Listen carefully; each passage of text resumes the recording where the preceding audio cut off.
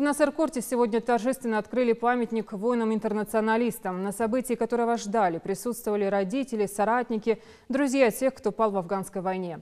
12 имен на мемориале и десятки ветеранов-свидетелей, прибывших со всего Северного Кавказа, отдать бойцам дань памяти. Репортаж Руслана Албагачиева.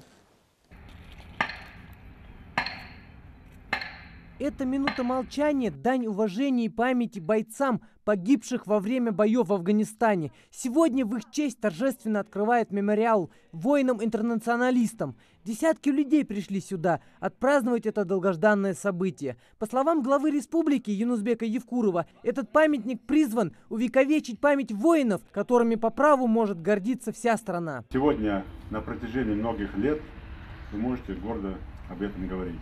Это самая главная оценка в жизни.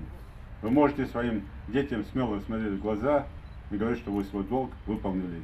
Это значит, что и вы, если опять судьба поставит какую-то задачу, и ваши дети в последующем достойно могут выполнять свой долг. Почему? Потому что у них есть на кого равняться. Сегодня здесь собрались ветераны-афганцы и нашей республики, и соседних регионов. Юрий Шеферев приехал из Ставропольского края. С момента вывода войск из Афганистана он искал могилу своего друга, погибшего там, за рекой. И вот спустя 27 лет нашел ее в Ингушетии. Погиб наш сослуживец, вместе служили. Похоронен он в Нестеровской станице здесь. Мы съездили, проведали могилку, и теперь нас пригласили сюда на открытие.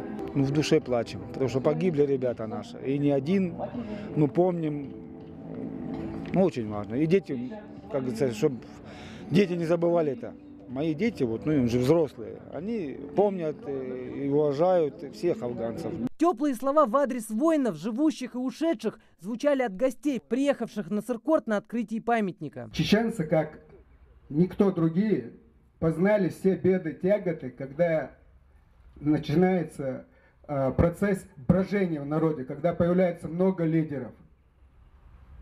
Сегодня у вас есть достойный лидер ингушского народа, генерал-майор, герой России. Все мы помним его прорыв его подразделения в Югославии, когда захватили аэродром.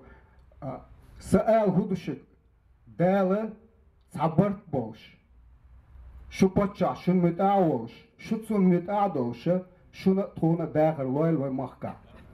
Дал Кэцэ Вумагой Тилуэн.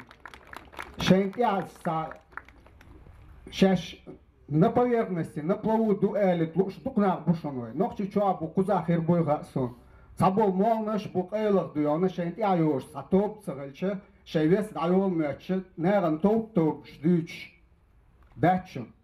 Те, кто вас зовут сегодня к созиданию, к мирной жизни, вот те лидеры, за которым надо сегодня нам идти. Полковник медицинской службы, ветеран афганской войны, а теперь еще и известный писатель Раиса Родионова обратилась ко всем собравшимся с благодарностью от имени всех воинов-интернационалистов за самое ценное, что остается нынешнему поколению – память о героизме бойцов, не доживших до наших дней. Семьи погибших,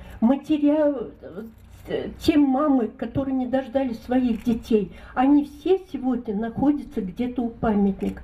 И это очень хорошо, что вы все здесь собрались и встречаете этот прекрасный праздник. А сейчас от имени Клинцевича, от имени Ковалева, от имени Бориса Громова хочу вам передать огромный привет. Раиса Родионова представила на открытии мемориала свою книгу, а точнее исповедь сотен бойцов, доверивших ей свои воспоминания о тех далеких событиях. Один из экземпляров этой книги она подарила главе республики.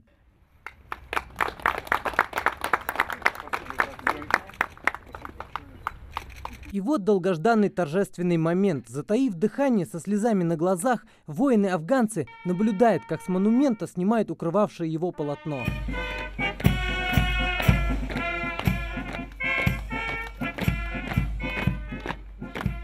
Из 12 имен на мемориале в глаза Лидии Хашиевой сразу бросается родное имя ее сына. Ахмед Хашиев был одним из первых погибших в Афганистане советских бойцов. Еще в 1979 году, сдерживая слезы, Лида вспоминает строки из его последнего письма. Писал письма. Мама, как интересно прыгать, прыжки делать. десантник. Нормально, все хорошо. А когда письма писал, все хорошо, все нормально. И последний он пишет письмо. Мама, не пишите мне письмо, пока я не напишу сам. Я уехал в командировку. И после этого похороны писали. Возвести памятник воинам-афганцам в республике планировали еще давно. В этом году сбылась мечта не только ветеранов боевых действий, но и простых жителей республики. Ведь во многих ингушских семьях были те, кому пришлось выполнять интернациональный долг в Афганистане. Ребята отдали долг мужчины, хотелось бы мне сказать, выполнить свой интернациональный долг на территории другого государства. Задачу, которую перед ним поставило государство, они с честью выполнили, отдали свой долг солдата и, в конце концов, мужчины. По словам ветеранов боевых действий в Афганистане, открытие этого мемориала – событие и радостное, и печальное. Но в первую очередь это напоминание о братьях по оружию, которые не вернулись домой с далекого поля боя. И друзей потеряли, и те, которые со мной остались, вернулись. Здесь тоже некоторые есть.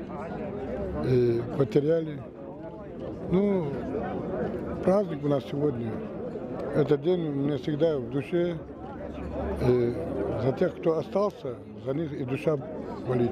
Афганские горы и Ингушская башня сегодня слились в одном монументе, посвященном воинам-интернационалистам, участникам боевых действий в Афганистане. На одной из плит, украшающих этот памятник, изображен рисунок боевых действий тех времен, а на второй навечно вписаны 12 имен жителей Республики Ингушетия, которые погибли при выполнении интернационального долга в Афганистане. Руслан Албгачиев, Хади Добриева, Резван Аушев.